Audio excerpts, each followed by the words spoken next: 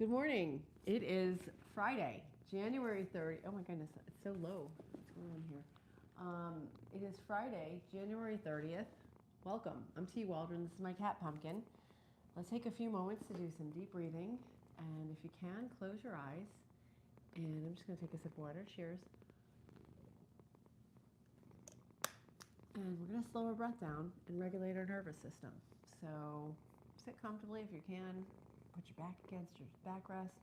If you want to uncross your arms and legs, you can. And take a few deep breaths with me. Inhale through your nose. And exhale through your mouth. We're slowing our breath down. And we're inhaling peace and relaxation. Hold it. Let go to all the cells in your body and exhale tension, stress, any negative beliefs you might have, you can let them go. They don't belong to you and you don't have to hold on to them. You can release them. And then inhale oxygen, healing love, and air, and light. Hold it. And exhale negativity. Maybe anxiety.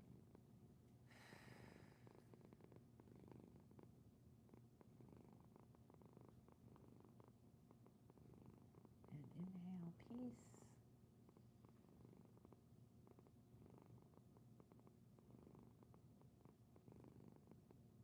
And exhale stress. And figure out a mantra that works for you. And it really is important that you believe it. So it could be I'm inhaling clean oxygen and I'm exhaling carbon dioxide. You can start that simple. And then you can get more into working to define yourself better. So inhale peace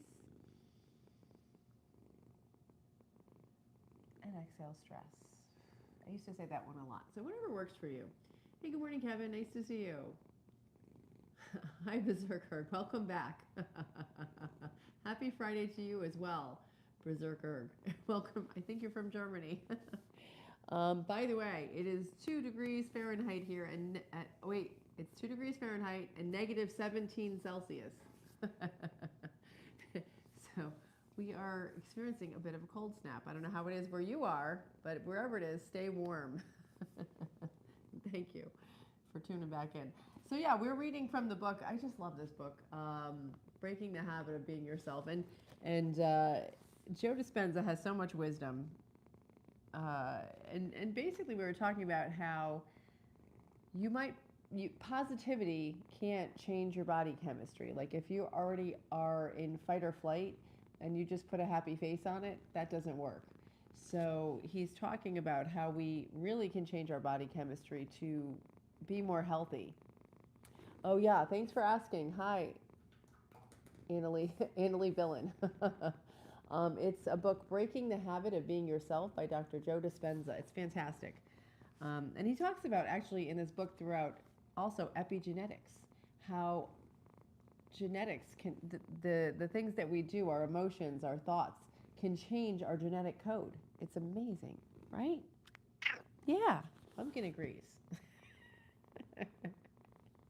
Yeah, I think so too. Do you think you want to jump? She's thinking about it. Go ahead. Okay, no, you changed your mind. Okay.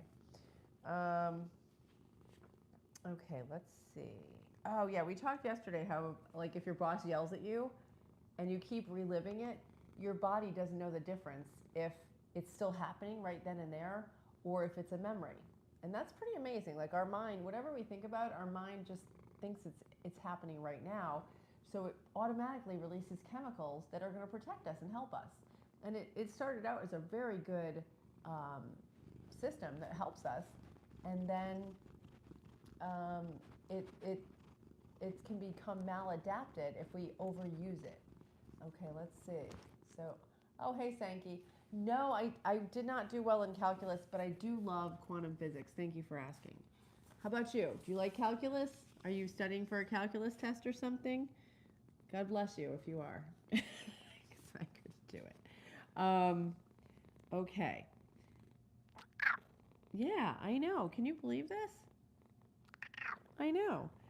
Um, okay, so he goes on to say, you know that when you repeatedly recreate the same emotions until you cannot think any greater than how you feel, your feelings are now the means of your thinking. And since your feelings are a record of previous experiences, you're thinking in the past. And by quantum law, oh, look at that quantum law. And by quantum law, you create more of the past. Um, yeah, so where your focus goes, your energy flows. Like that's a really common saying. So if you're thinking negativity and stress and reliving those negative moments, that's where your energy is going to go. Whereas if you focus on what you're doing, what you're constructively, changing or helping or working on, then your energy will flow toward that. Yes. Oh my gosh. I don't know what I can't read your Cyrillic, but yes, I'm going to read that out loud. In quantum law, this is beautiful and it's true. Past, present, and future all exist at once. I know. I've been working on like getting that in my mind. That is so true. Yeah. You don't get it. Now I understand. I'm working on getting it. Hey, Vicky, welcome. Good morning from Ohio. Did you want to say hi to Vicky? Thank you. Pumpkin says hi, Vicky. Thank you so much for tuning in. And I hope you're staying warm. I don't know what the temp is there, but it's freezing here. Okay, she's off camera, but she's still mic'd up, so hopefully you can still hear her purring. Yeah. So the bottom line is most of us live in the past and resist living in a new future. Why? Because our body is so habituated to memorizing the chemical records of our past experiences that it grows attached to these emotions. In a very real sense, we become addicted to those familiar feelings. So when we want to look to the future and dream of new vistas and bold landscapes in our not too distant reality, the body, whose currency is feelings, resists the sudden change in direction. And a lot of times I'll refer to that as our analytical mind. Our analytical mind only knows what it's seen in the past. So if we're trying to change our life or planning a new even a new vacation or something different than we've ever experienced, our analytical mind can't imagine it. It doesn't have creativity, so it only replays what's happened in the past. So it's very it's good to know this stuff because then you can circumvent it.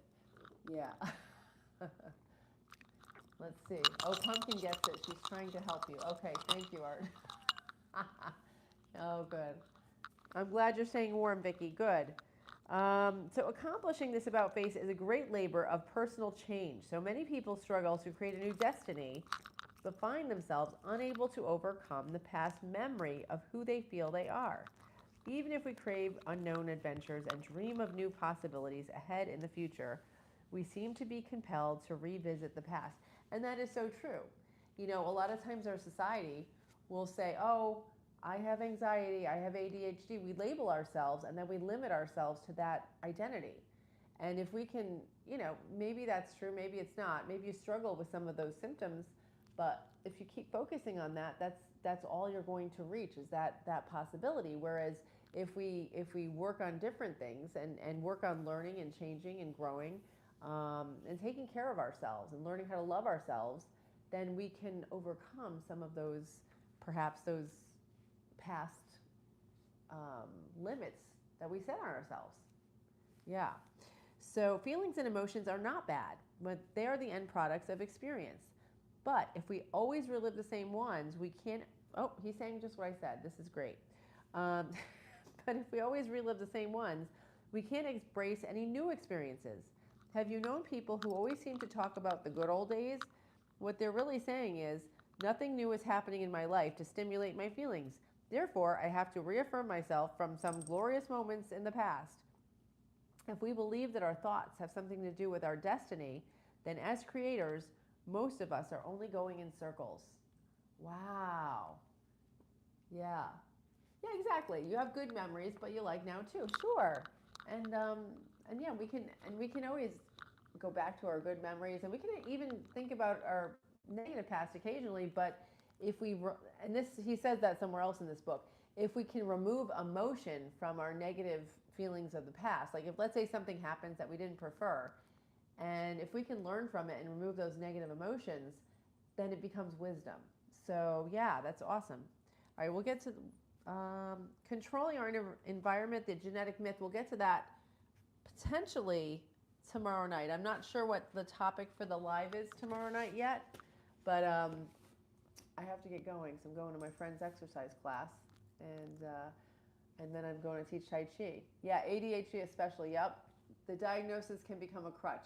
So true. Yes, that's exactly it, and that's kind of what he's talking about here. He didn't say it specifically, but a lot of times we can find that identity in the diagnosis, and it sort of becomes oh, I can't do it because I've got this. But if you perhaps don't focus on that, I'm not saying it's not true that you may have a challenge with it. You can maybe go around it and maybe help yourself heal. So I hope you all have a great day and stay warm. But I have to run, and I'll see you tomorrow night at 8 p.m. And I want to say thank you to our moderator, Imran Hossain, for doing a great job moderating. You didn't have to do much today. Imran, everybody behaved. But thank you so much, everybody. From myself to yourself, thank you for joining me on this journey.